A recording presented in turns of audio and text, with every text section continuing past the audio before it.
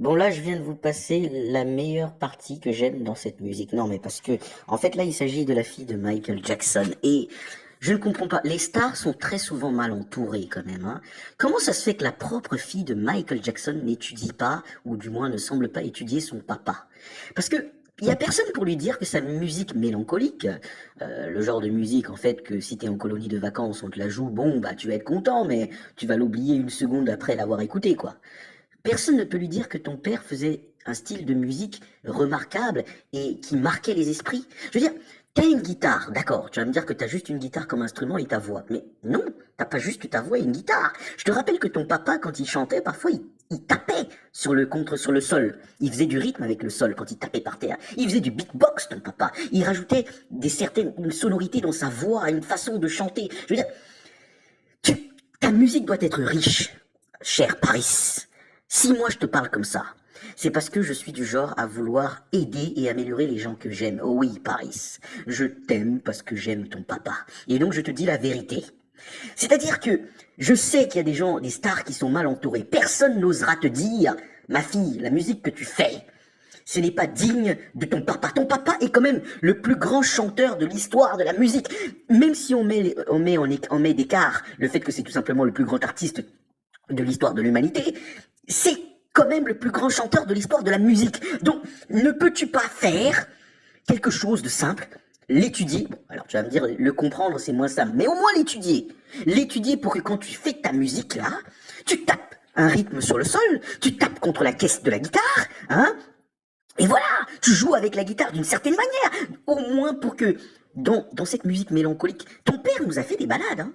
Il a fait Man in the Mirror, Will You Be There, mais il ne s'est pas arrêté à un simple instrument. Il a fait du bruitage, il a fait du beatbox, il a rajouté des nuances qui fait que on ne peut même pas classer sa musique. On n'arrive même pas, les musiques douces de Michael Jackson comme tu essaies de faire, tu essaies de faire une musique douce là, mélancolique, une balade. Les balades de Michael Jackson sont incroyable parce que Michael Jackson faisait des choses qui d'autres ne faisaient pas. Comment ne peux-tu pas étudier ton papa pour faire aussi bien, c'est pas possible peut-être, mais au moins t'y rapprocher qu'on se dise oh là, il y a quand même quelque chose dans la famille quoi. Parce que je suis navré, cher Paris, mais moi je vais te dire la vérité que les gens ne veulent pas te dire. Parfois, quand je vois tes musiques, parce que l'algorithme le propose, je me dis, bon, ça va être encore un truc mélancolique, avec une seule guitare, et puis c'est tout. Non pas que ça peut pas être top, une musique avec une guitare, mais quand même, tu es la fille de Michael Jackson, tu pourrais faire mieux. Je veux dire, tu pourrais rajouter des nuances. D'accord, il n'y a personne à côté de toi, peut-être pour te jouer de la batterie, de la contrebasse, des cordes, des instruments à vent. D'accord. Hein, le seul instrument à cordes que tu as, c'est une guitare. Hein, mais tu pourrais au moins rajouter des nuances avec ta propre voix, hein, avec des battements de pieds, hein, en tapant de temps en temps sur la caisse de la guitare, sur les barres, en faisant légèrement du beatbox. Je dis pas que le beatbox soit facile pour tout le monde, mais quand même, tu pourrais faire du bruitage avec ta bouche. Je sais pas, au moins rajouter de la matière à ce que tu nous donnes, quoi. Je veux dire, c'est comme si, je sais pas moi, c'est comme si tu disais, oui, je vous donne du Coca-Cola, mais du Coca-Cola sans sucre, ni aspartame. Voilà, parce que quand le cola n'a pas de sucre, il a un autre dérivé du sucre. Mais sans ça, je suppose que tu vas pas apprécier du tout. Tu vas pas aimer du tout. Hein. Là, ce n'est même pas que je n'aime pas, mais c'est le genre de truc où tu te dis, bon, je vais écouter, et puis voilà. Le problème avec ces stars-là, c'est que quand tu leur dis la vérité, il y a deux choses qui se passent. Soit tu es important et ils t'écoutent, soit tu n'es pas important et ils finissent même par te mettre à l'écart. Ils finissent par ne plus t'apprécier, ils finissent, voilà, donc voilà, ils ne veulent pas t'écouter. Parce que c'est pas simple, hein. Tu dis à une personne qui a fait son truc comme ça que, bon, écoute, mademoiselle, madame, tu ne penses pas que tu pourrais faire mieux quand même en rajoutant quelques trucs, un peu comme un orchestre, parce que c'est ça que les gens aiment, voilà. C'est-à-dire que les gens aiment quand la musique est riche, quoi. Même quelqu'un qui a l'habitude d'écouter du rap, tu le fais écouter du Michael Jackson, il ne peut pas s'empêcher de te dire que, putain, c'est quand même de la bonne musique, quand même. Tu vois ce que je veux dire? Le truc, c'est que il y a quand même des gens avec qui elle travaille. Personne ne peut lui dire que, mademoiselle, tu peux faire mieux.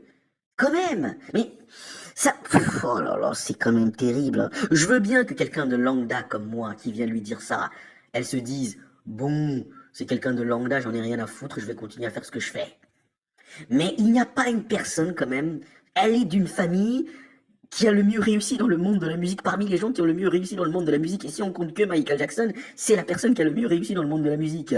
Personne là ne peut venir lui dire tu devrais un peu faire différent, tu pourrais faire mieux, apprends à faire mieux.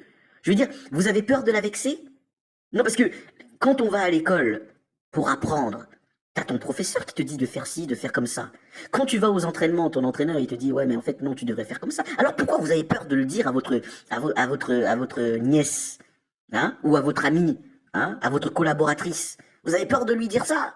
Vraiment? Moi je suis du genre j'aime bien dire la vérité aux gens. J'aime bien dire la vérité aux gens. C'est-à-dire que alors évidemment il faut tâtonner. Hein, tu tâtonnes, c'est vrai qu'au début tu sais pas comment dire, mais au fur et à mesure tu sauras comment parler à la personne. Ah oui, parce que attention, les gens peuvent se vexer facilement. C'est-à-dire que quand vous donnez un conseil à une personne, euh, au lieu que la personne vous écoute et se dit pourquoi pas, les êtres humains sont très sensibles, hein. Il y a des gens très très très très très sensibles. Moi-même, je suis quelqu'un de sensible, mais sur ce point-là précisément, quand quelqu'un vient me donner un conseil, j'écoute et je me dis pourquoi pas. Mais il y a des gens, sur un simple conseil, ils peuvent péter un câble. Et genre, ils peuvent se dire, mais comment ça? C'est-à-dire, mais enfin, si moi je suis la personne qui t'écoute, je suis quand même à même de pouvoir te dire. Et en plus, vous remarquerez souvent chez ces personnes, c'est que tu es la seule personne à dire la vérité à cette personne. Aider la fille de Paris à faire mieux dans son. Là, j'ai remarqué, il y a plein de vidéastes. Personne n'ose dire que ils écoutent pas la fille de Michael Jackson. Personne n'ose dire que, bon, quand même, c'est la fille du roi de la pop, elle pourrait faire mieux. Personne n'ose dire ça parce que personne ne veut vexer. Personne ne veut prendre le risque de l'améliorer. Oui, mais c'est malsain. C'est très malsain. C'est très malsain de pas dire la vérité. C'est très malsain de faire comme si, oh ouais, c'est génial. Et ensuite, de ne pas dire, écoute, tu pourrais faire mieux. C'est malsain. Dis à la personne, donne des conseils à la personne. Si tu vois que la personne ne veut pas t'écouter, là tu peux te retirer. Là tu te retires, tu dis attention, la personne m'a montré des signes qu'elle voulait pas écouter, je me retire. Mais quand même,